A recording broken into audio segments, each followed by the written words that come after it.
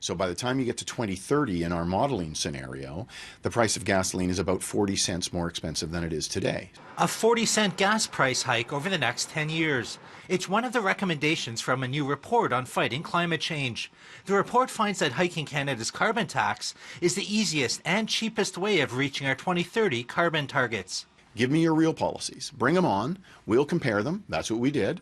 And the one that is the least costly for the Canadian economy, by far, is carbon pricing. The report, which has been 5 years in the making, was released by Canada's Eco-Fiscal Commission, which was given the task to come up with ways to address climate change without killing the economy.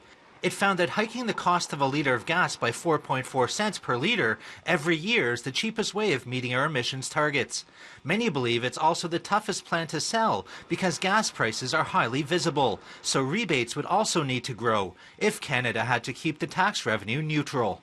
The other side of a carbon price is it generates revenue. And so we return all the revenues back to individual Canadians. So by 2030, there's a rebate to Saskatchewanians of $4,000 per person per year.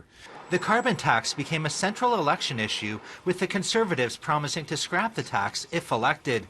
But Reagan argues a carbon tax is the way to go if we want to change our habits in the long term. The rebates kind of protect your budgets. But the carbon price sends that powerful economic incentive to, change the way you drive, change the way you heat your house, and on the business side, to change the way we do our business. In Ottawa, Nigel Newlove, City News.